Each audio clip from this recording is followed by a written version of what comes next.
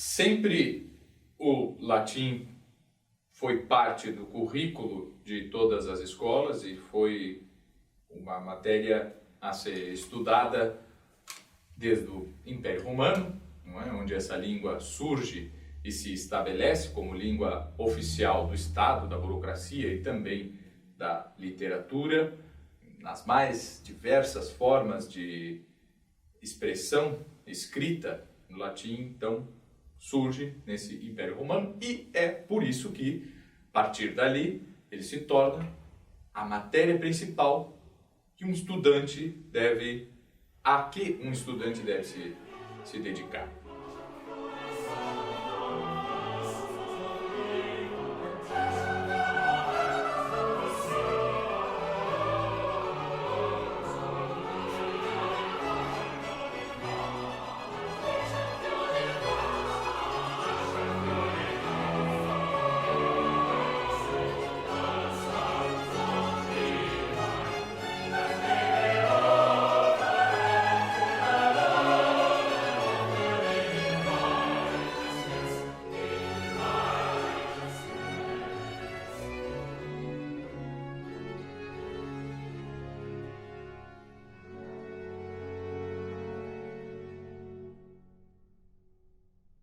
E isso não para, não é? Ao longo dos milênios, podemos assim dizer. Até hoje existem escolas, não em todos os países, não em todas as escolas de todos os países, obviamente, nem mesmo nas escolas do Ocidente, mas na Europa o latim continua a ser ensinado, não é? Na medida do possível. Não vamos entrar aqui na questão da eficácia de como o latim é ensinado ou a finalidade desse estudo, mas sempre se enxergou que era necessário estudar essa língua, tanto dentro da igreja, na formação dos sacerdotes, na formação dos religiosos, na formação dos professores universitários e tudo isso, não é, de qualquer pessoa que fosse dedicar a qualquer estudo, qualquer área, dentro de qualquer província do conhecimento, na vida intelectual, sempre se estudou. Não? Então, um médico estudava latim,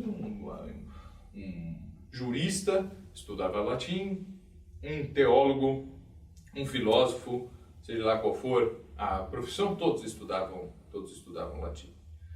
E hoje, quando nós pensamos em estudar latim, existe uma série de autores que querem ser conhecidos pelos estudantes, não é? E por isso eles recorrem ao estudo do latim. Dentro do ambiente mais universitário seria o cânone de literatura antiga, principalmente, não é? Então nós vamos falar dos três grandes poetas, de Virgílio, Ovídio e Horácio. O pessoal do direito aí gosta muito também de estudar Cícero e os próprios códigos, não é? Que surgem já de forma escrita, são compilados já em Constantinopla e por aí fora, né? Então cada um vai procurar dentro da sua própria área os textos que mais lhe interessam. E dentro da tradição católica existe a liturgia, principalmente, né? Que desperta um interesse da parte de muita gente pelo latim. A pessoa então quer assistir a missa tridentina, mesmo a missa de Paulo VI, no Vaticano, por exemplo, e em muitos outros lugares ela é celebrada em latim. A pessoa quer cantar cantos litúrgicos, né, canto gregoriano.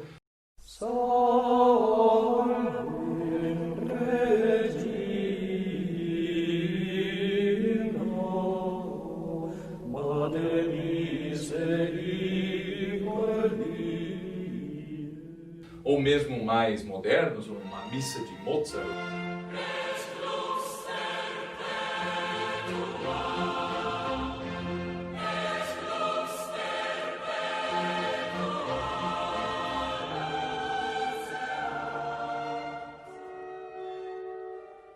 De Beethoven, de Haydn, qualquer coisa assim, aí está em latim, a pessoa, eu vou estudar a língua na qual essa música está escrita. Eu gosto muito do Stabat Mater de Pergolesi.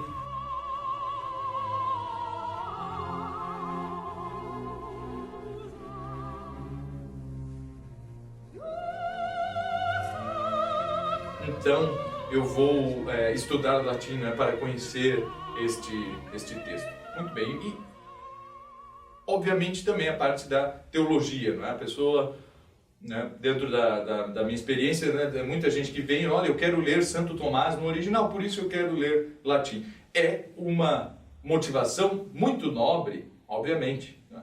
A pessoa, por causa, somente Santo Tomás já vale o esforço, né? Poder ler a obra completa de Santo Tomás, que nós não precisaremos mais do que 6 meses, 1 ano, no máximo. Uma pessoa que tem outros afazeres na vida, estudando latim, ela consegue, sim, ler a obra de Santo Tomás. A questão é que nada disso para por aí. O latim não é só isso que eu falei. E eu digo só isso, parece ser muita coisa, e é provável que muito pouca gente na história da humanidade tenha lido só isso que eu me referi até agora, né? De liturgia, texto antigo, Cícero, aquela coisa toda, Santo Tomás e tudo isso. Isso tudo, obviamente, é muito importante, mas eu não diria nem não diria nem que fosse o mais importante, porque isso é muito difícil de ser dito. A questão é que em latim existe um mundo, é muita coisa e que não está somente em 3, 4 autores que escreveram em latim. Nós estamos falando de toda uma civilização que escreveu sempre em latim, da Idade Antiga à Idade Moderna. Nessa palestra aqui para esse congresso, o que nós vamos falar é sobre Idade Média. É desse período de extrema riqueza literária, principalmente, já que esse é um congresso de literatura, de extrema riqueza literária, e que é muitas vezes negligenciado. A gente passa por cima, a pessoa estuda latim, lê um pouquinho da Eneida, lê uma oração de Cícero, não sei, Tito Livio, e aí vai para a Idade Média, lê Santo Agostinho, alguns trechos, lê Santo Tomás, muito bem, estudei latim, eu leio em latim. Né? Não que isso esteja errado, né? Mas eu acho que o esforço que uma pessoa tem por aprender latim é algo que merece muito mais, né? E existe muito mais coisa para ser feita, né? Existe toda a Idade Média com textos nos mais variados estilos, nos mais variados gêneros literários, né? Uns mais ricos, uns mais geniais, outros nem tanto, né? Por vezes um latim paupérrimo e por vezes um latim excelente. Em termos de língua, assim como acontece em qualquer outra língua. Então, se nós falarmos que o português de hoje é pior do que o de 100 anos atrás, eu tenho certeza que havia pessoas há 100 anos atrás que escreveram muito mal, não é? E que hoje eu tenho certeza que existam pessoas que escrevem bem. Então isso não pode ser um critério assim. O latim medieval era mais pobre e, né, mini história do latim. Existiu o latim do teatro de Plauto e Terêncio, e depois veio, né, a coisa foi crescendo com Enio, Catulo, chegamos a Cícero, nós temos o apogeu da prosa, e com Virgílio nós temos o apogeu do verso, e depois veio a Idade das Trevas e o latim virou bárbaro e era terrivelmente escrito, até que os humanistas chegaram e salvaram todo o latim. Essa é pueril, né? Nós pensarmos assim. O que nós vemos é que grande parte das pessoas não tem noção dos autores, que são inúmeros, né? Me perguntar qual o poeta medieval que eu devo ler, não sei, né? Lê de tudo um pouco, né? Não vai custar tanto assim, né? Então, nós temos, obviamente, não é, no século V, a queda do Império Romano enquanto guardião da civilidade, dos costumes, das leis, dos territórios e por aí afora, né? Então, nós temos esse contato com povos ditos bárbaros, e realmente assim foi, não é? As mais diferentes etnias chamadas bárbaras migram para o sul da Europa, e vão desfazendo tudo que encontram pela frente, né? Então chegam a uma certa localidade e ali onde existia antes uma segurança, segurança mesmo, civil, não é? Por parte do poder militar de Roma, agora passa a não existir mais, as leis já não estão mais vigentes e a língua, obviamente, também passa a sofrer com isso, não é? As escolas, também as que existiam, não é? Param de funcionar, e é claro que a língua sofrerá enormemente com isso. Essa a história da língua latina é uma história muito rica, não é? Não nos cabe aqui trazê-la de forma inteira. A questão é que com essa queda do Império Romano, como é dito, não é? Onde o Império Romano esteve presente, se continua a falar latim. O latim que nós escrevemos e que nós encontramos escritos, ele nunca foi o latim falado, não é? Ele é o latim escrito, assim como nós não podemos pegar uma reportagem de jornal de hoje, não é? De 2018, e daqui a 100 anos, olha como as pessoas falavam em 2018. Não, ninguém fala como o William Bonner fala no Jornal Nacional, não é? Aquilo é um registro específico da língua, sendo que a língua tem diversos outros registros. Então, se nós pegarmos obras literárias, ela nunca está refletindo o estado que a língua era falada em certo período, e sim o estado que a língua era escrita, e escrita por aquele autor, porque cada autor escreve de uma forma diferente, né? Até põe o seu próprio estilo, não é? Com o seu próprio estilo, não é? Estilo é justamente isso, não é? O seu lápis ali, o seu estilo, não é? Vem desse, cada um tem o seu lápis, não é? A sua forma específica de escrever.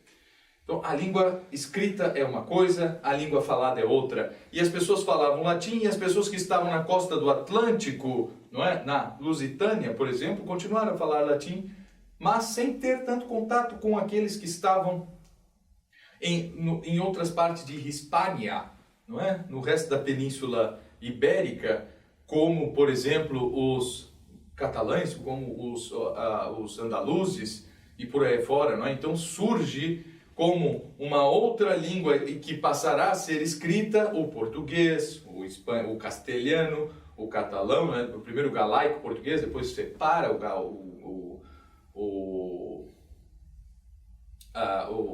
idioma da atual Galícia, daquele de Portugal, da Andaluzia, da Catalunha.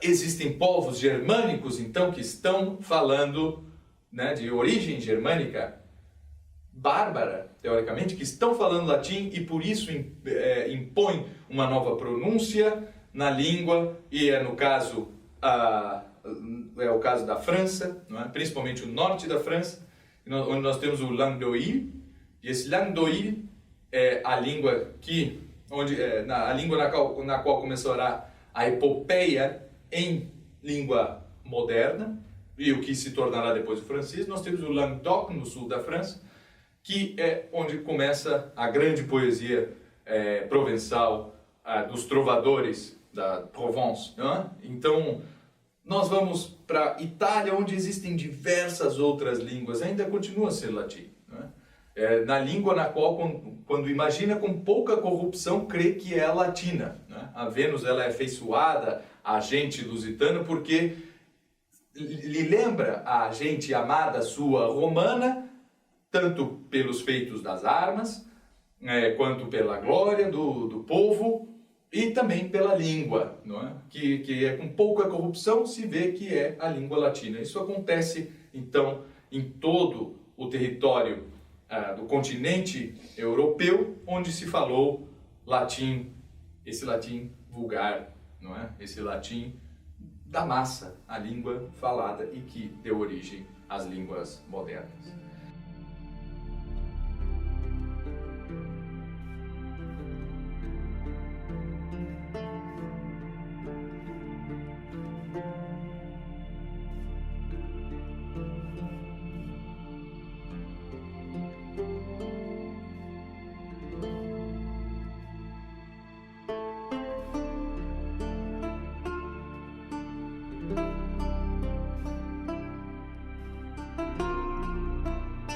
Mas essa língua, ela é escrita, ela passa a ser escrita, não é? Já no segundo milênio. E esse tempo todo, não é? Onde nós temos do século V ao século, digamos, 11, 12. Nós temos do século V ao século 12, nós temos aí 7 séculos e o que foi feito, né?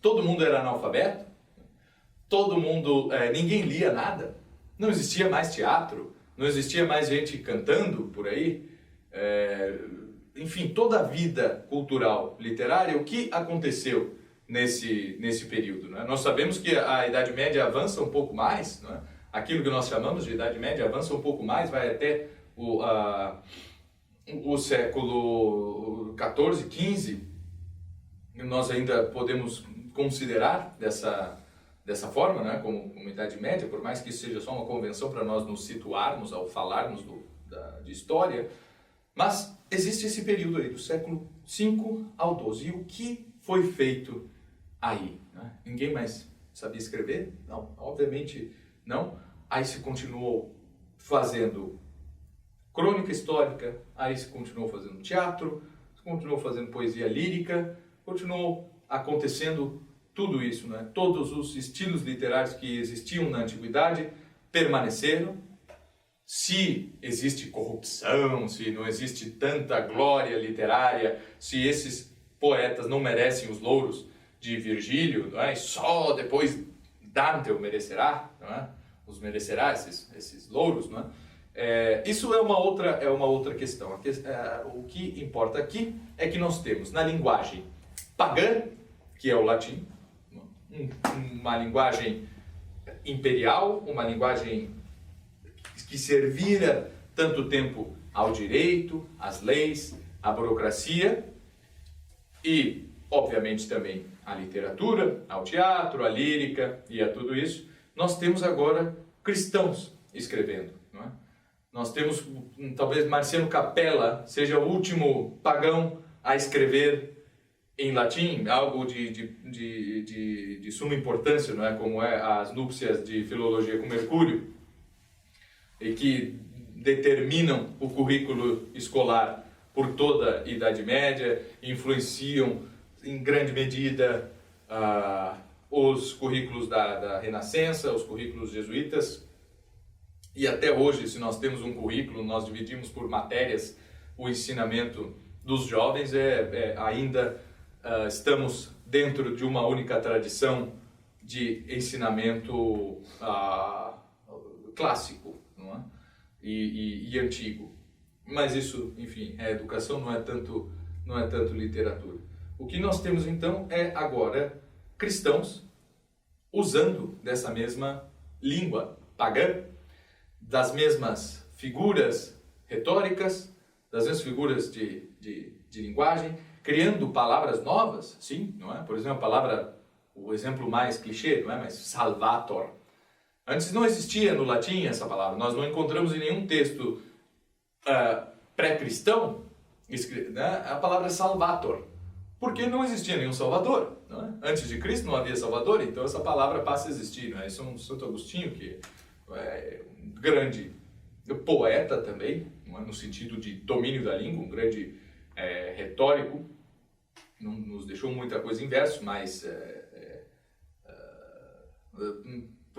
prova em todos os seus escritos conhecer muito bem toda a técnica de versificação, toda a gramática e toda a retórica. Então ele brinca, não é, com essas novas palavras que surgem sim, em cima de uma língua antiga para explicarem uma nova realidade transcendente que até então não era conhecida dos intelectuais e dos poetas, dos literatos romanos. E é claro então que a língua sofre essa modificação. A outra coisa também é que num período de instabilidade social, como foram as invasões bárbaras, é claro que não sobra muito tempo para o estudo, não é? Como quando existia talvez durante o Império Romano e na antiguidade cristã. Então os padres latinos tem obras muito extensas, não é? Se vê que realmente tinham mais contato com a língua e tudo lhes era mais natural. Eles aprenderam desde criança com os mestres, escolas, com esses professores a escrever em latim. Isso era muito mais fácil pela proximidade temporal. Mas agora nós estamos falando de um mundo que está se cristianizando cada vez mais, se cristianizando a passos largos, e aí nós vamos às Ilhas Britânicas, enfim, a igreja havia sido poupada de tanto esforço para controlar e saber como lidar com essa situação das invasões bárbaras. Vejam que as invasões bárbaras não suplementam o cristianismo, até porque muitos desses bárbaros já eram cristãos, a maioria arianos, pode ser, mas já haviam sido evangelizados. Não é? O que eles não eram romanos, mas católicos, havia hereges também, não é? Mas o que não eram romanos. Então, essa é a dificuldade. Antes, quando eu escrevia em latim. Agora eu posso até escrever em latim, mas há pessoas convivendo comigo que não conhecem mais o latim. Mas as Ilhas Britânicas, a Irlanda e o que hoje não é a Irlanda e a Britânia, o que hoje é a Inglaterra, foram um tanto quanto poupadas de tudo isso. E de lá começam a ser enviados missionários para o continente. Não é? E, obviamente, vocês imaginem um esforço, não é? Que se fez. E imaginem a situação, não é? É preciso que agora venha da Irlanda e da Inglaterra gente para ensinar, para alfabetizar o continente, para organizar os estudos e organizar a vida cultural e espiritual do Ocidente. Isso acontece, não é? Aos poucos e muito mais, de uma forma muito mais incisiva, no final do século VIII, início do século IX, com o Império Carolíngio, não é? Com o reinado, então, de Carlos Magno, que realmente organiza tanto toda a burocracia e também a vida religiosa, inclusive a liturgia, não é? Quais os textos, então, que vão ser usados e tudo isso. E o que textos havia? Bom, havia os mais diversos. Né? E isso é material para uma leitura inteira. Eu quero ler poesia cristã em latim. Muito bem, não é? Boa sorte, porque isso são volumes e volumes e volumes de material falando sobre os mais diversos temas da vida de Nosso Senhor, temas escatológicos, temas vidas de santos, milagres, enfim, não é? Batalhas, depois, mais tarde, não é?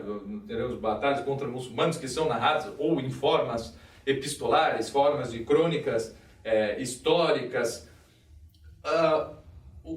e poesia monástica, não é? Encomendadas às vezes para uma certa festa litúrgica específica ou simplesmente feita pela devoção de algum monge.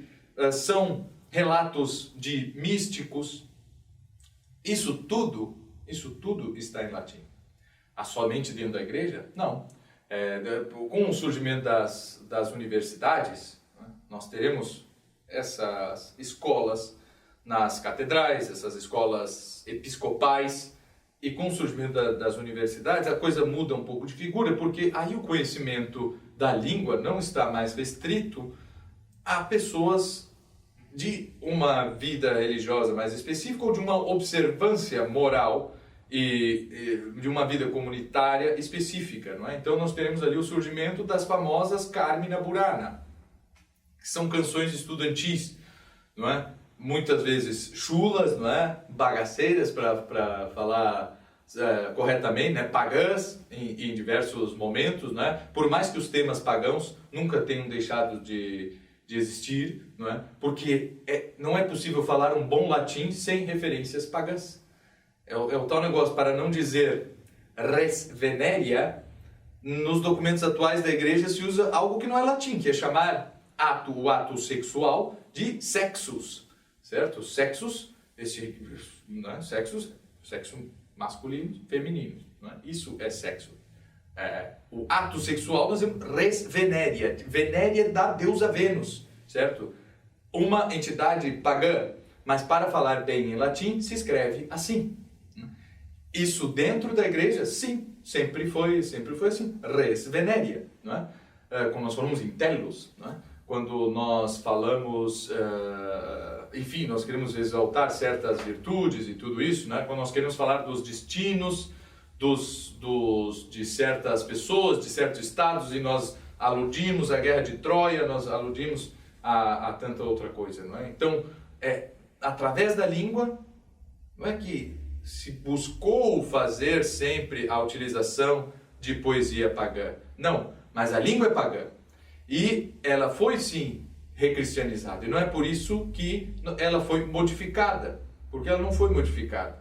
Essa história de dizer que existe um latim medieval e um latim antigo não está com nada, não é? Nós temos que ver que é uma língua só, é uma tradição só, é a língua ocidental, é a língua da tradição da literatura do Ocidente dos milênios. Nós ainda não sabemos, hoje em dia nós temos as línguas modernas, muito bem, não é? Nós não sabemos o quanto tempo alguém ainda será capaz de ler os Lusíadas sem ter que estudar português tudo de novo, a partir do zero, não é?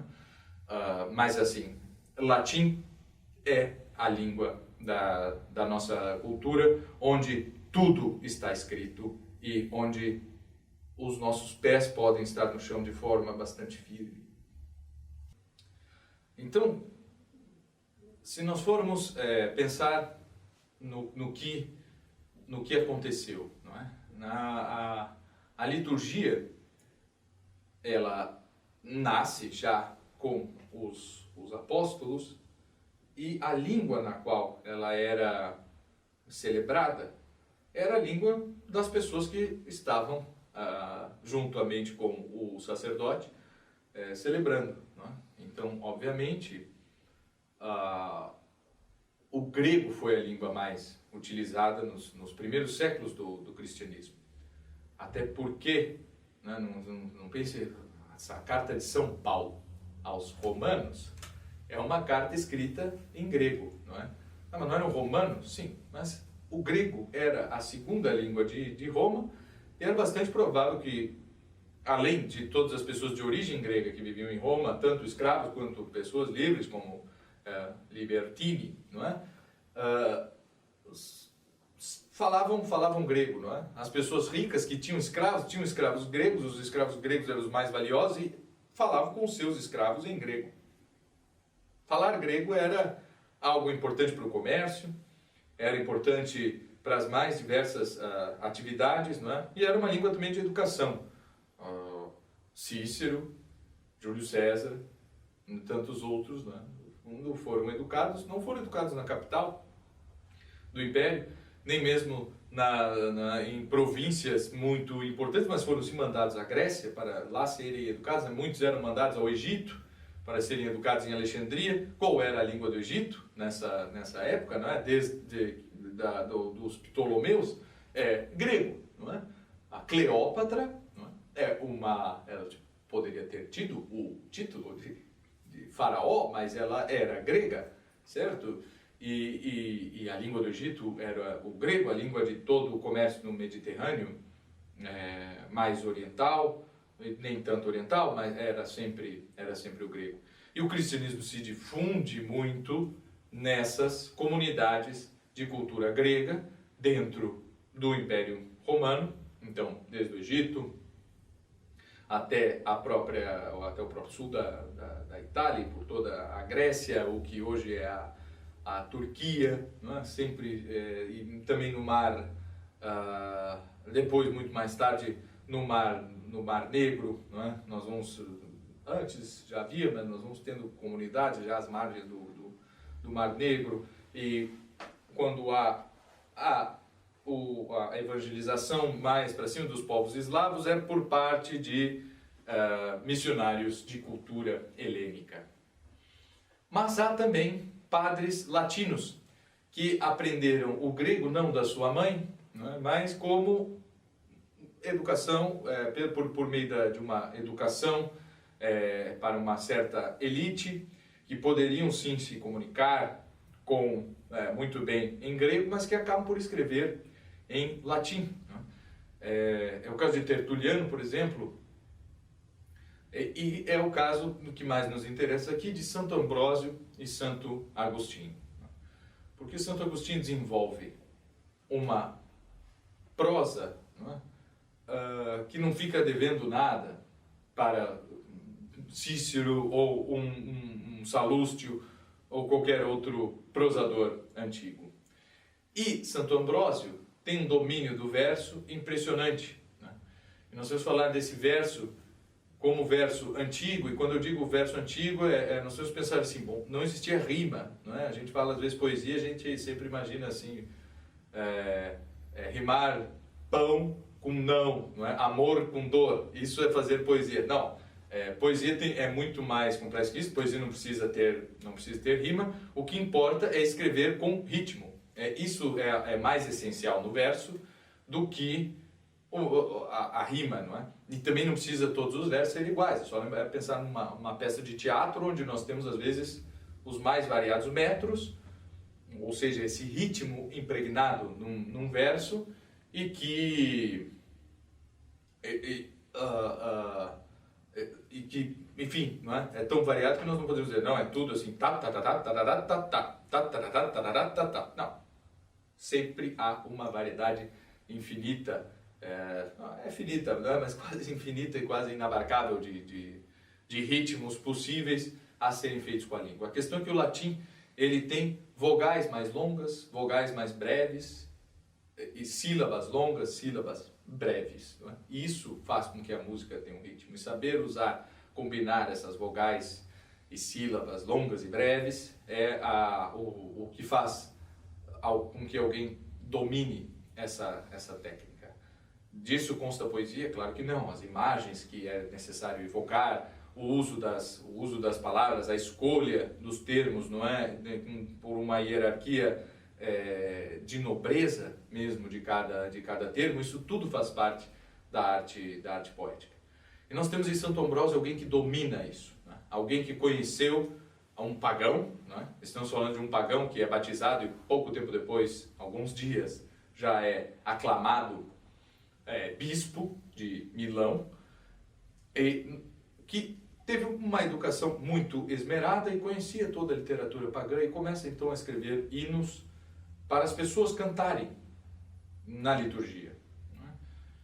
Não é como é na Renascença, com o rito tridentino, onde nós temos um coro específico que canta tudo, mas no rito antigo, no rito ambrosiano, é realmente o povo que canta essas músicas. As melodias nós não conhecemos perfeitamente como era naquele tempo, não é? Nós tentamos o máximo possível reconstituir isto através de diversos manuscritos, das partituras que foram encontradas, mas essa ainda é uma poesia antiga, né? Essa ainda é uma poesia, primeiro sem rima, e onde o conhecimento do autor, o conhecimento da língua que o autor precisa ter é muito grande, né? Que ele precisa realmente conhecer essas quantidades para que consiga impor ritmo no seu texto. E Santo Ambrósio então escreve essa série de hinos. Foi tudo ele que escreveu? Não sei, talvez não tenha sido, mas foi ele que compilou e era na liturgia de Milão onde esses hinos eram executados, e isso passa a ser exportado para o resto da Europa. Não? Quando nós teremos com São Gregório Magno, compila, que é o Papa que pede para que esses hinos todos sejam compilados, não é? E aí se começa a formar um cânone mais específico dessa literatura. E vejam só, mas não é o canto gregoriano que São Gregório Magno fez, não é dessa... Sim, é o canto gregoriano. Mas essa diferença entre música e poesia e literatura é algo muito novo, não é? Não se pensava em música sem poesia. Música instrumental é uma coisa muito, muito nova. Ela sempre existiu, mas nunca foi dada muita atenção, porque o que interessa é cantar, não é? O que interessa é contar uma história. E quando eu conto uma história desde a antiguidade, eu sempre fazia cantando.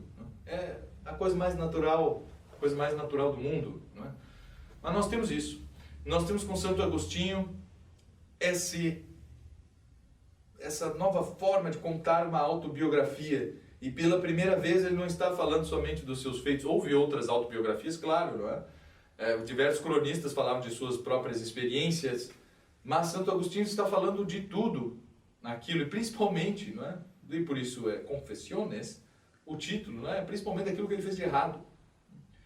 Está contando a verdade sobre a sua própria vida. Se não fosse, por que ele estaria contando coisas ruins? Não é? Se ele quisesse ter algum lucro com aquilo. Alguém que se confessa perante os homens, como ele faz, é claro que aquilo é um diálogo do santo com Deus, mas se alguém se confessa perante os homens, ele só vai ter prejuízo, né? As pessoas, pô, o Santo Agostinho roubou, fornicou, não sei o que e tal, né? Não quero dar bola para esse cara. Mas nós temos então nessas duas figuras dois grandes modelos, tanto para o verso quanto para a prosa, que vão prosseguir dentro da cultura beneditina, nos mosteiros, depois com o surgimento das ordens mendicantes, franciscanos e dominicanos, isso continua, não é? Nesse meio tempo acontece algo impressionante, que é o surgimento da rima, e isso, né, nós tínhamos tipos de aliterações parecidos na antiguidade, mas rima mesmo nós não tínhamos.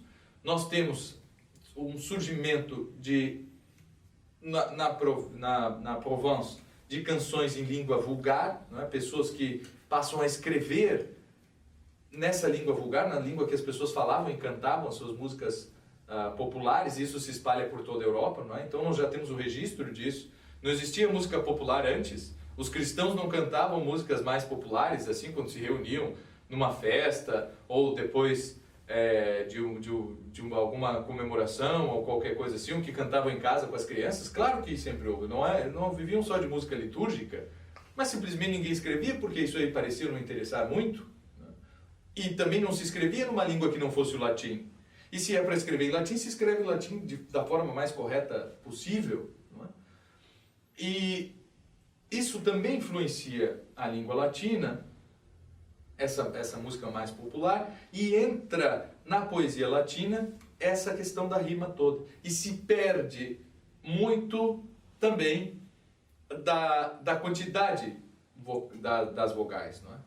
Numa língua como o português, o espanhol, nós não temos mais essa quantidade que nós temos ainda no italiano, ou que nós temos em línguas não latinas, como o alemão ou o inglês, não é? Onde nós temos vogais longas e vogais mais breves, não é? O que em inglês, se eu escrevo F-I-N, eu digo fen. Se eu escrevo F-I-N-E, eu digo fine, não é? Então, esse fen é curto, fine é longo. Claro que aí muda o som, não é? Mas o que em italiano eu tenho com a consoante dupla, não é? Que faz com que a sílaba se torne mais longa, mas por causa da consoante, não é? A vogal que é longa é a consoante que, não é? Quando eu digo bella, não digo bella, e sim bella. É uma sílaba mais forte e mais longa, não é? Isso eu tenho no latim e não funciona da mesma forma, não é? Não é da mesma regra do inglês ou do italiano ou do alemão. Cada língua tem a sua regra para determinar se uma sílaba é longa ou breve. Isso eu começo a perder um pouco dentro da poesia latina, mas eu dou uma liberdade maior de criação. E aí nós temos, por exemplo, os hinos franciscanos Tomás Celano, por exemplo, né? Nós temos o famoso Dies Irae, Solve Seclum in Favilla, veja, Seclum e não Seculum, para caber na métrica, certo? Mas todo mundo entende Solve Seclum, todo mundo entende que é isso aí, né? Que é o século, o mundo que se dissolve em fagulhas de fogo, não é? Isso, então nós temos uma poesia com imagens jamais antes vistas, não é? Como nesse caso aí, não é? Questões escatológicas.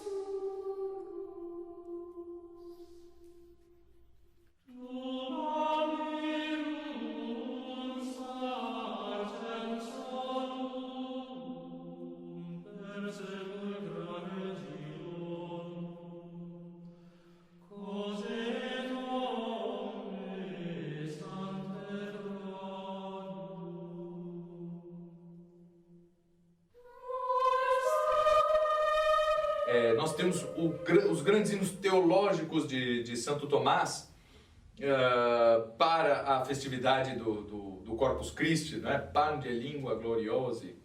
Pange lingua gloriosi,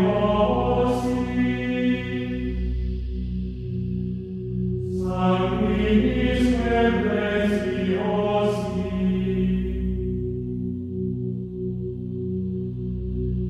quem in mundi nós temos o Laudationem Salvatorem. Quantum potestantem aude, quia maior omni laude, nec laudare sufficis. Laudis tema specialis, panis vivus et vitalis. Nós temos o Adoro te devote.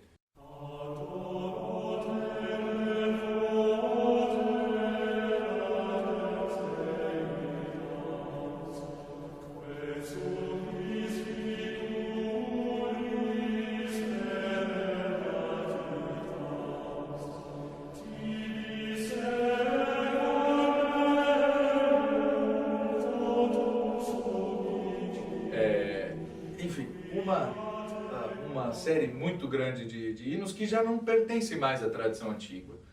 A tradição antiga não é mais, isso não está na mesma coisa. Santo Ambrósio é ainda um homem da antiguidade, mas nós temos Alcuino, né, o grande mentor intelectual dos novos currículos das escolas no período carolíngio. Ele ainda escreve nisso aí. Estamos falando de literatura latina ainda medieval, não é? Mas aí acontece uma grande transformação,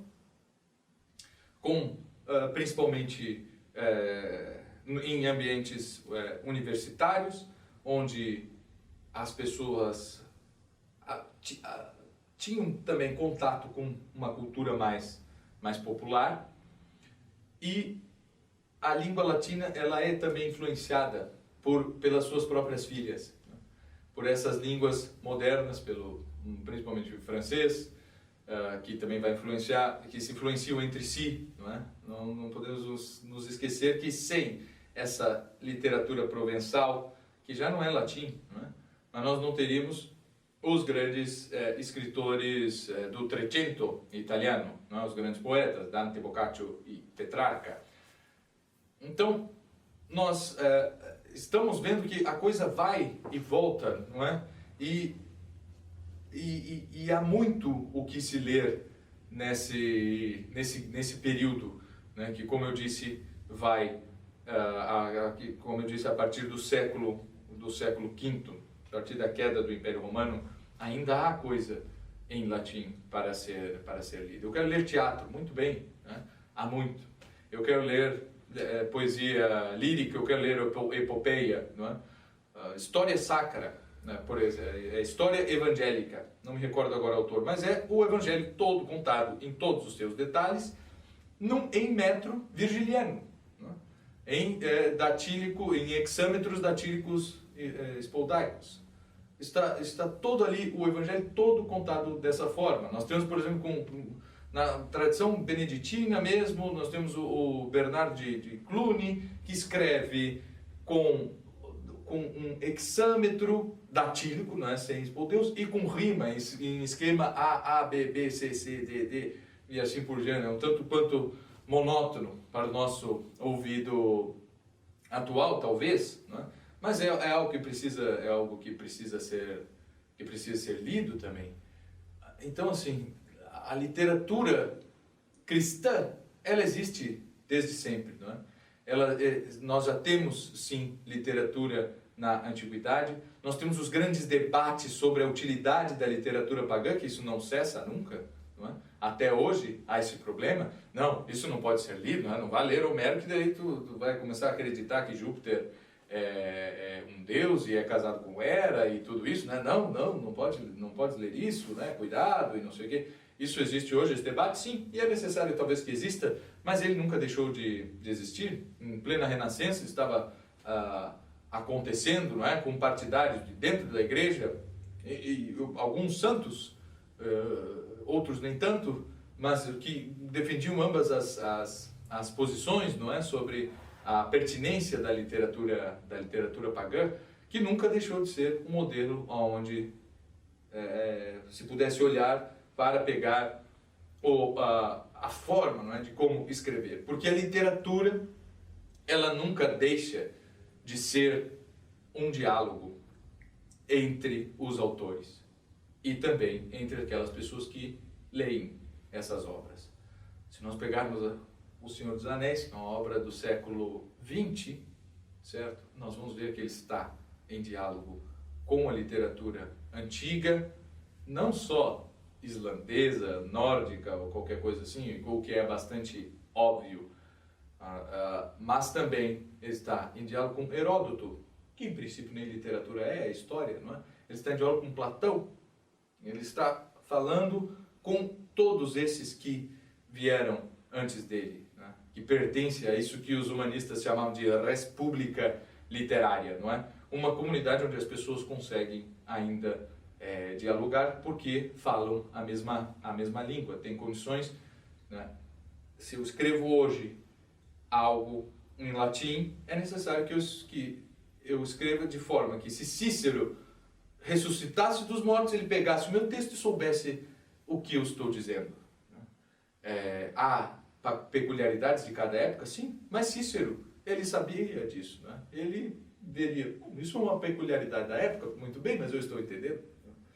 Então, o latim, ele passa sempre como essa questão indispensável, né? Se eu quero realmente escrever, se eu quero fazer literatura, ou ciência, ou filosofia, ou seja lá o que for, eu vou fazer em latim, porque é necessário que todas as pessoas entendam, não é? As pessoas que vivem comigo aqui, né? Que são os meus contemporâneos, as pessoas que virão daqui a 1, 2, 3, 4 séculos, mil anos, não é? Pode ser, e também, se Cícero, como eu disse, né, o Plauto ressuscitasse agora dos mortos, eles fossem capazes de entender disso. E dentro do cristianismo, isso também nunca deixou de existir. Sempre se considerou com bastante reverência esses autores pré-cristãos, pagãos, né? A ponto de considerar Virgílio talvez quase como um profeta do Antigo Testamento. E sempre se olhou com muito carinho para esse passado pagão, porque foi dali que se tirou o instrumento principal no qual se desenvolveu tudo o que nós podemos chamar de cultura cristã, né? Esse cultivo, não como a agricultura, o cultivo do campo, mas esse cultivo da própria alma, do qual a literatura é um meio de início e de fim, não é? É o alfa e o ômega de toda a cultura, como já nos ensinava Platão. A pessoa assistiu as palestras aqui desse congresso, já leu algumas outras coisas, leu o livro do Curtius, né? Idade Média Latina e tal. E aí diz, não, eu quero ler esses autores e quero ler alguns outros, e para isso eu estudei latim, não é? Já faz alguns anos que eu estudo latim, mas nunca me dediquei à leitura desse material todo, e o pessoal estuda latim, às vezes eu não sei para quê, porque não lê nenhum livro em latim, né? Ou se lê, pega 3 páginas, fica ali uma semana tentando traduzir milimetricamente tudo que está sendo dito, sendo que um livro está aí para ser lido, né? E não para ser traduzido milimetricamente. Então, isso tem 2 coisas. A primeira é a necessidade da tradução. Dependendo da matéria que eu vou estudar, se for filosofia ou teologia, e a pessoa... Isso nós vemos por aí, não é? A gente reclamando que... por que ainda não há uma tradução de tal livro de Santo Tomás, ou tal livro de Paulo Diácono, sei lá, independente do autor que for, não é? Preciso, né, não tem essa tradução dessa obra ou disso, por que as orações de Cícero não estão todas traduzidas, mas é difícil de achar, as editoras têm que trabalhar nisso, e por aí fora. Então, primeiro, por que estudar latim? E segundo, é muito mais fácil aprender latim do que entender o Santo Tomás, pode ser até mesmo em português. Né? Então a pessoa quer entender Sagrada Teologia, mas não quer entender latim, não é? Ela acha que não precisa de latim, não precisa da língua, sendo que essa é a parte mais fácil dos estudos. É a mais dolorosa, talvez, porque a gente sofre mesmo com isso, né? A gente fica ali, bom, eu só aprendi vocabulário e ainda não passei disso, né? Eu quero chegar um dia a estudar teologia, filosofia, metafísica, mas eu ainda não consegui, né? Estou perdendo tempo aqui com latim, sendo que essa é a parte mais fácil, e se a pessoa não entende nem latim, não consegue nem estudar uma língua, não é? Como ela ainda ousa a querer estudar temas tão complexos e superiores como são a metafísica.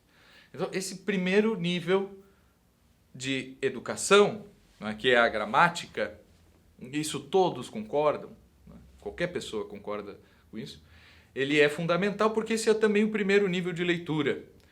É a leitura e a compreensão literal, certo? Então, é o ler ali a palavra panis e saber que significa pão, né?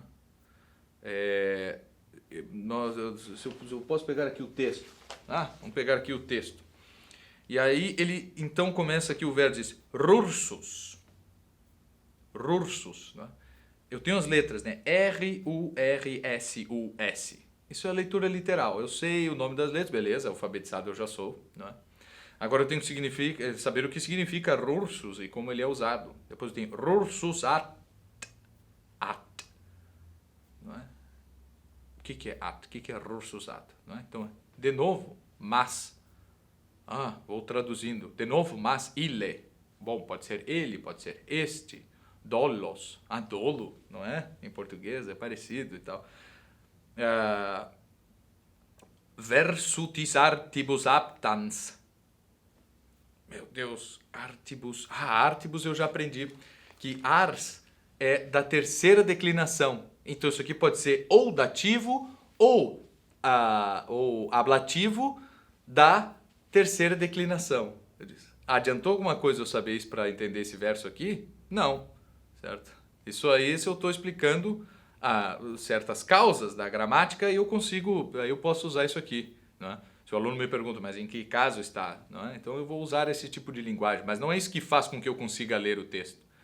Eu tenho que passar por cima disso. Eu tenho que passar para além desse nível de linguagem, que é o puramente literal, para o alegórico, não é? Que é saber, e analógico também, não é? A língua, ela está simbolizando certa realidade, e se as diversas línguas têm diferentes palavras para as diversas coisas, e dentro da frase cada língua estipula cada palavra dentro de uma ordem específica, não é? Então, nós vamos para o nível alegórico, um nível também analógico.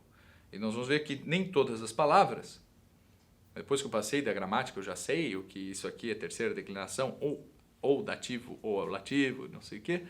Depois eu vou passar para eu ter que ver que certas palavras querem às vezes dizer coisas concretas, querem às vezes dizer coisas abstratas, que querem às vezes dizer puramente, está chovendo canivete, certo? Não está chovendo canivete, mas é como se estivesse, porque a chuva está tão forte que machuca a pele quando eu estou na chuva e parece que há canivetes, né, chovendo em mim, certo? Sendo que chuva é só de água, não é? Não pode chover canivete, mas eu entendo isso. Esse é um segundo nível. Depois eu tenho um outro nível, não é? Quando eu conseguir realmente entender que chover canivete é chover forte, simplesmente muito forte, que chega a machucar. Depois eu tenho um outro nível que é o nível moral, que é eu saber, que eu conseguir incorporar aquilo na minha própria vida e agir de acordo com aquilo. Então, quando estiver a próxima vez que estiver chovendo muito forte, eu não vou sair na rua, não é? Porque machuca, porque eu posso ficar doente, eu compreendi aquela realidade, eu construí um texto em cima daquilo que eu consigo reproduzir e consigo também explicar para o outro. Não sai na rua porque está chovendo canivetes. Né? E porque aí eu explico, não é? Através da linguagem, essa realidade que eu já entendi. Né? Eu já entendi e já tomei decisões a partir desse meu entendimento. Depois que isso faz já então parte da minha vida e eu ajo através desse conhecimento adquirido, que começou lá com o texto, saber o que era rursus, né? Mox, culmine, né? Tunc, sic, si Deus est vere genitor tibi culmine templi. Culmine, templi, deve ser templo e tal. Tem que estudar a língua, não é? Isso é assim com a língua portuguesa também. Eu passei pelo nível alegórico, né? E aí eu vou ver assim que tudo que significa o templo, né? Por que o demônio, então, como nós vimos nesse texto aqui, leva Nosso Senhor ao cume do templo, e por que ele então pede, diz, e como, veja só, não é? Ele também argumenta com as próprias Sagradas Escrituras. Testis erit scriptura, né? Scriptura testis est. Então, o demônio está jogando com a Escritura, não é? Isso aí que está tudo no Evangelho. E depois, então, eu começo a agir de acordo com isso que eu aprendi, é o nível moral. E aí vem o quarto nível, que é o nível contemplativo. E esse nível é aquele que eu consigo olhar para mim mesmo, para fora, não é? E perceber as coisas. E aí eu percebo que aquilo já faz parte de mim, não é? Já tomei as decisões baseado no meu entendimento, pela analogia e graças ao meu conhecimento da língua lá embaixo, certo? Então eu consigo olhar lá de cima e contemplar, né? Saborear, né? E essa é sabedoria, justamente isso, né? Em Portugal ainda se usa o verbo saber para dizer que uma coisa, eu tomo café, sabe bem, né? Sabe bem. Esse saber no sentido de sentir o gosto, que aqui no Brasil a gente perdeu o verbo saber, não é? Mas esse é taste, não é? Esse schmecken, é esse sabor que nós sentimos das coisas, que é quando realmente nós chegamos nesse nível contemplativo. Isso pode acontecer num dia só, se o texto é simples, se a realidade que eu estou analisando é simples, não é? E se estamos falando de literatura, não é? É natural que uma boa leitura tenha esses 4 níveis, não é? Que eu não termine um livro agindo da mesma forma como eu agia antes de começar a ler o livro. Que eu não termine o livro sem conseguir chegar mesmo nessa contemplação, não só da história, mas da minha própria vida que foi modificada por aquela história. Existem traduções, é claro, não é? Se eu vou ler, por exemplo, A Imitação de Cristo, é um livro que não foi escrito pensando tanto na forma, mas há sim uma ideia de forma. A questão é que as línguas antigas, nós não temos como traduzir os textos escritos numa língua antiga para uma língua moderna sem perdermos a forma. E isso também faz parte ainda desse primeiro nível de leitura. Nós temos a ordem em que as palavras aparecem na frase, é extremamente importante. E se nós mudarmos essa ordem na qual as palavras são dispostas dentro de uma frase, nós vamos alterar a ordem com que o autor queria que nós lêssemos aquilo. Então, quando eu tenho ali um sujeito, um verbo, um predicado, é uma coisa. Quando eu tenho um predicado, o verbo, o sujeito, eu estou falando da mesma realidade, mas a ordem com que essas imagens e a ordem com que eu vou assimilando aquilo é diversa. E o autor, ele escolhe isso conscientemente, não é? Então, nas línguas modernas, já os escritores não se preocupam mais tanto com essa ordem, e é muito mais rígido a ordem que os elementos de uma frase, ou mesmo de um parágrafo, ou mesmo de um texto inteiro aparecem dentro. Quanto nas línguas antigas, não. Era muito importante isso, não é? E a própria sonoridade do texto depende muito da escolha das palavras, e isso não é transposto de uma língua para outra, não é? É possível transpor, mas já é quase um segundo trabalho, não é? Com certeza não é a mesma coisa lermos um texto de Homero na maravilhosa tradução do Carlos Alberto Nunes do que lermos no grego original. Por quê? por mais que o Carlos Alberto Nunes tenha feito um trabalho excelente e nos tenha aproximado da melhor forma possível da experiência original do texto homérico ou do texto de Virgílio, o texto no original ele tem muito mais coisas a nos dizer que não estão presentes no Carlos Alberto Nunes, e talvez o Carlos Alberto Nunes tenha nos dito coisas através da forma que ele implantou que o Homero não tenha dito, mas são duas coisas diferentes. Agora sim, eu tenho muita coisa para ler. Por que eu tenho que estudar latim? Eu realmente não tenho que estudar latim. Se tu não queres estudar, certo? Eu quero só ler, quero me divertir, e eu sou católico e gosto de livros assim, não é? Quero entender um pouco melhor do Tolkien, grande escritor, né? C.S. Lewis, o Chesterton, seja lá o que for. Eu quero entender mais sobre esses autores, mas beleza, eu não sou um intelectual, não sou... Bom, tudo bem. Né? Vamos supor que não, né? Tu não vai entender. Não, eu quero estudar um latim só um pouquinho para eu saber a pronúncia. Você não é estudar latim, não é? Saber pronúncia. Né? Eu já cantei coisa em russo, por exemplo, e não digo que eu estudei russo porque eu sei pronunciar russo. Não sei nada de russo. Aprender o alfabeto não é saber uma língua, nem um pouco. Né? Na verdade, não tem nada a ver com isso. Isso é saber fonética. Fonética é uma parte da língua. E eu poderia ter começado a estudar russo sem o alfabeto, certo? Então, mas eu não sei russo, não é? Agora, se eu sei latim, não, eu sei pronunciar aqui o canto, porque eu canto da missa, né?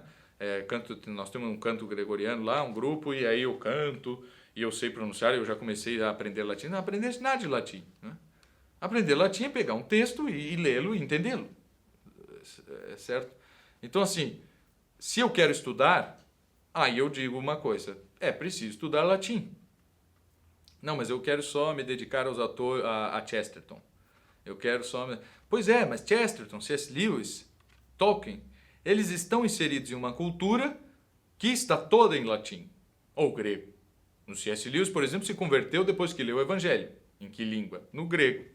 Ele, como filólogo que era, não ia ler uma tradução. Né? Ele foi lá, pegou um evangelho em grego, leu o texto em grego, aí se converteu do ateísmo ao cristianismo. E ele está inserido nessa cultura. Chesterton, um homem de grande erudição, não que me conste, mas que ele tenha sido um grande conhecedor de línguas antigas, né? Acho que não. Mas ele está inserido numa cultura numa cultura ocidental, cuja a base são as línguas antigas. É o primeiro veículo, é o elemento para que eu tenha essa primeira capacidade de leitura. Se nós formos, então é só traduzir tudo, não é? É só nós pagarmos aí tradutores para que se traduza tudo. Né? Aí nós voltamos na outra questão, né? Que se é para traduzir, é porque tu não... Se tu precisa de uma tradução para estudar São Tomás de Aquino, que tu não está preparado para estudar São Tomás de Aquino, porque a parte mais fácil de estudar São Tomás de Aquino é entender a língua na qual ele escreveu, certo? Então assim, eu não quero ler São Tomás de Aquino, só quero ler C.S. Lewis e coisas assim. Eu digo, bom, tu vais aproveitar muito mais a leitura do Tolkien, do C.S. Lewis, do Chesterton, ou do Shakespeare, por exemplo, que nunca estudou inglês, só estudou latim, certo? Se tu souberes latim. Porque a cultura na qual esses homens estavam inseridos, e se tu queres entender como eles pensavam e conseguir dialogar com eles, por mais que eles não tenham escrito em latim, é necessário estudar as mesmas coisas que esses homens estudaram. E o que foi que eles estudaram? Foi latim, foi grego, foi retórica, foi cultura e educação clássica. Foi isso que eles tiveram sempre. Né? Então, isso que nos aproxima desses autores é percorrer o caminho que eles percorreram. E, com certeza, não é? Esse caminho passa por uma educação clássica, do qual o latim é a primeira pedra, é o primeiro tijolo que tem que ser assentado nessa nossa formação. Muita gente tem dificuldade em ler poesia, né? Acha chato, acha brega, sei lá o quê, né? Só que nós temos que ver assim, nós estamos num congresso de literatura, e a literatura, ela é a sua maior parte, ela é poesia, ela é em verso, não é? Ela não tem essa continuidade da prosa, ela é sim escrita em verso. O verso surge antes da prosa. uma das principais questões. Memória, é muito mais fácil eu decorar Tentem fazer o seguinte, decorar o primeiro parágrafo do Machado de Assis, do Dom Casmurro, e decorar as duas primeiras estrofes dos Lusíadas. Né? O que vai ser mais fácil? Com certeza, as duas primeiras estrofes dos Lusíadas. E o que é mais fácil? Decorar as duas primeiras estrofes dos Lusíadas ou o hino nacional inteiro? Com certeza o hino nacional inteiro, com a melodia. Né? Então isso facilita com que nós internalizemos, né? Que nós passemos de forma mais fácil os outros níveis de leitura que nós já tratamos, justamente porque eu já tenho aquilo comigo. Não é que eu estou lendo, estou entendendo e depois eu vou agir em cima daquilo. Não, eu decorei. Não é? Aquilo está está no meu no meu coração. Certo? E isso o verso facilita. É possível decorar prosa também, claro, não é? Mas por que se escrevia história evangélica, não é? Se escrevia a vida de Cristo e todas as Sagradas Escrituras em verso, ou seja lá o que for, ou se cantava, né, ou se canta na liturgia, porque aquilo é muito mais fácil de ser memorizado. E se nós não tivermos a vontade de saber o Senhor dos Anéis todo de memória e conseguirmos contar toda aquela história com a maior riqueza de detalhes possível, não vale a pena que nós leiamos o Senhor dos Anéis. Se é para que daqui a 2 anos eu já li o Senhor dos Anéis, já faz uns anos, já nem me lembro mais. Então para que ler? Certo? Para que ler? Para que entrar em contato com isso? Para que ver um filme se daqui a 2 meses eu não consigo mais contar a história daquele filme? Não aguento ver filme repetido, né? Então é porque o filme é ruim. Então não vale a pena, se um filme não vale a pena ser visto 3, 4 vezes, é porque ele não vale a pena ser visto nenhuma vez. Se algo é realmente bom, nós queremos que aquilo faça parte da gente mesmo. Não é? Então o verso é extremamente importante justamente por isso, porque ele possibilita com que nós decoremos, não é? Com que nós ponhamos aquilo dentro do nosso próprio coração e que aquilo se transforme em nós mesmos. Não é? Aquilo faça parte da minha própria vida. Não é? E isso se faz com uma boa técnica de versificação. Não é? Os grandes poetas são mais capazes de fazer isso. Então, se alguém lê a Divina Comédia, lê o último canto, não é, da Divina Comédia, e lá está, não é? Vergine madre figlia del tuo figlio, umile alta più che creatura, termine fisso d'eterno consiglio. E aí esse filho com consiglio, aí tem criatura, e depois que vai rimar, não é? Terza rima, não é? de Dante, e vai rimar com natura, certo? Então nós temos a rima que vai nos ajudar a memorizar, porque daí só pode ser uma palavra que termina com ura e outra com lho e tal. Isso faz com que nós consigamos decorar. Se ele tivesse escrito em prosa, seria muito difícil decorar. Ele estaria dizendo a mesma coisa, mas a forma com que ele usou não foi essa. Ele não disse filha do teu filho, virgem mãe. Ele disse virgem mãe, filha de teu filho. Ele não disse mãe virgem, que é filha do teu filho. Ele disse virgem mãe. Então eu traduzo mãe virgem. Não é mãe virgem. É virgem mãe. Mas fica ruim. Pois é. Então, sabe o que tu fala? Lê no original, não lê a tradução. Porque senão vai estragar tudo. Não é para ler mãe virgem. Certo? Aí nós vamos ler o Virgínio. Aí ele diz lá, arma virumque cano. Eu canto o homem e as armas. Não é para eu canto o homem e as armas. Armas e o homem canto. E não é nem e o homem. É armas, homem e canto. É nessa ordem que as informações precisam entrar na minha personalidade através da memorização da poesia. Certo?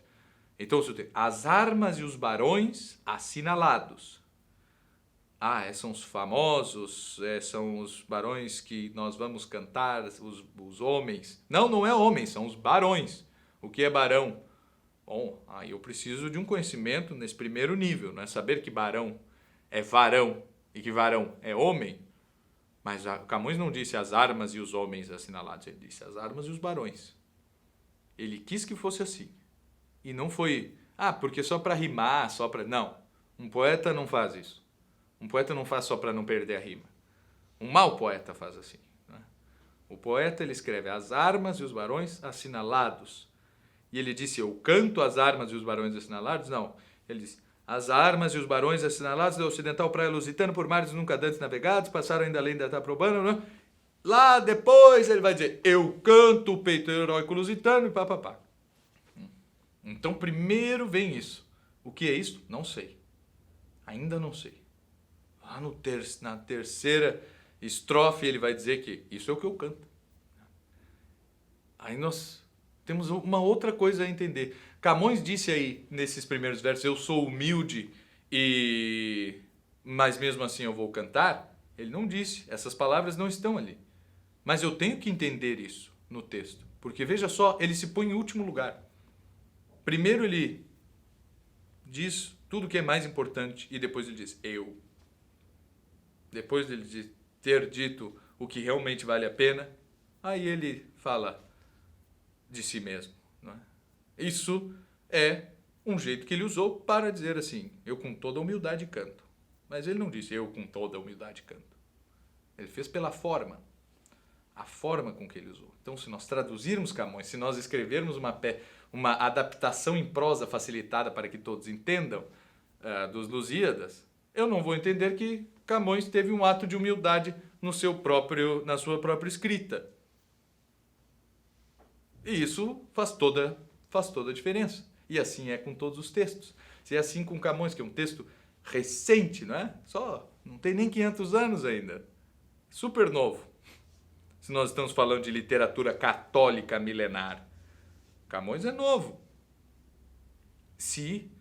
Então nós temos que ir até lá. Né? E nós precisamos de estudo para isso. Se eu não estudar, vou perder muito. Vou perder muito de toda a tradição que está no Ocidente, por eu tentar...